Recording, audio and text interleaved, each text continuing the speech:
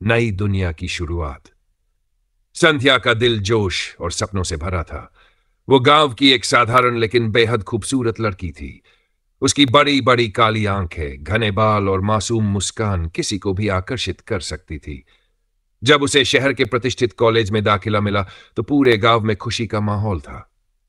ध्यान रखना बेटा, शहर में बहुत चालाक लोग होते हैं, किसी पर जल्दी भरोसा मत करना, उसकी मां ने उसे कसकर गले लगाते हुए कहा था। संध्या ने सिर हिलाया और बस में बैठ गई। शहर की ओर जाते हुए उसकी आंखों में एक नई दुनिया का सपना तैर रहा था। शहर की अनजान गलियां।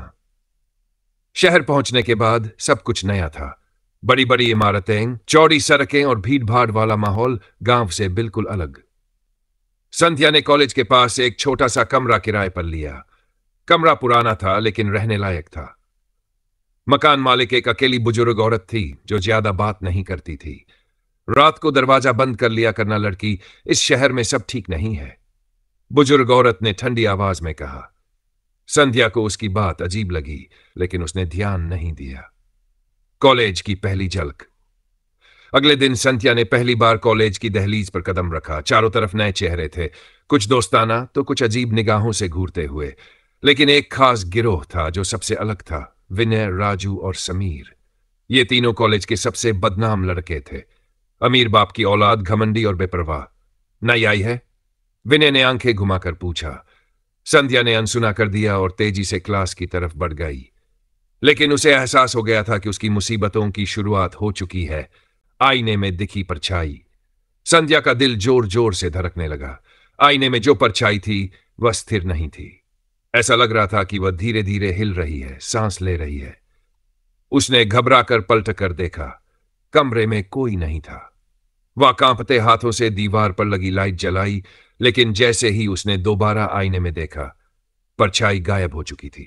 यह सब सिर्फ मेरी कल्पना है। हां, मैं बहुत ज्यादा डर रही हूं। संध्या खुद को समझाने की कोशिश करने लगी, लेकिन उसके अंदर एक अजीब सा भय घर कर चुका था। खौफ का पहला वार। अगले दिन कॉलेज में संध्या का मन बिल्कुल नहीं लग रहा था। उसकी आंखों के नीचे काले धब्बे पड़ गए थे क्योंकि पूरी रात डर और बेचैनी में कटी थी। लंच ब्रेक में जब वह कैंटीन में बैठी थी तभी विनय, राजू और समीर वहां आ पहुंचे। क्या हुआ? बहुत सहमी सहमी लग रही हो, विनय ने अपनी मोटी आवाज में कहा। संध्या कुछ कहती, इससे पहले राजू उसकी बगल में मैं बैठ गया और धीरे से बोला, हमसे दोस्ती कर लो तो डर नहीं लगेगा। समीर ने उसकी कॉपी उठाकर हवा में उछाल दी और हंसने लगा। संध्या का चेहरा गुस्से और डर से लाल हो गया। मुझे अकेला छोड़ दो, वह गुस्से में उठी और वहां से चली गई। संध्या का डर बढ़ता जाता है। उस दिन कॉलेज से लौटते समय उसे फिर से ऐसा महसूस हुआ जैसे कोई उसका पीछा कर रहा हो, लेकिन जब उसने मुड़कर देखा तो गली में सिवाय हवा के कोई नहीं था। वह जैसे ही अपने कमरे के पास पहुंची, उसे महसूस हुआ कि उसके कमरे का दरवाजा थोड़ा खुला है।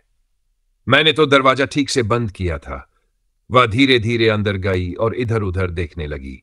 सारा सामान ठीक था, लेकिन फिर उसकी नजर आईने पर पड़ी। आईने पर किसी ने खून से लिखा था, वो आ रही है। संध्या के पैरों तले जमीन खिसक गई। उसने झट से दरवाजा बंद किया और बिस्तर पर बैठ गई। ये क्या हो रहा है मेरे साथ? वह सोच ही रही थी कि अचानक लाइट अपने आप बुझ गई।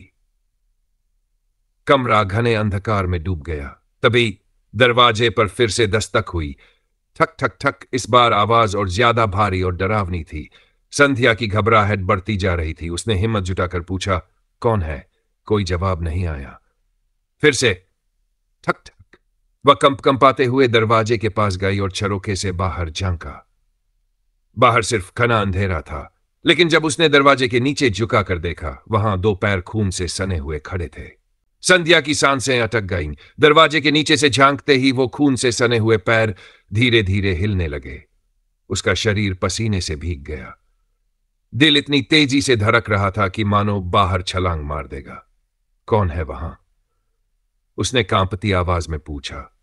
कोई जवाब नहीं आया, सिर्फ सन्नाटा। लेकिन उस सन्नाटे में भी उसे कोई धीमी अजीब सी फुसफुसाहट सुनाई दे रही थी। संध्या। ये सुनते ही उसका खून जम गया। कोई उसका नाम लेकर बुला रहा था। दरवाजे के पीछे की सच्चाई। उसने हिम्मत जुटा झरोखे से फिर झांका।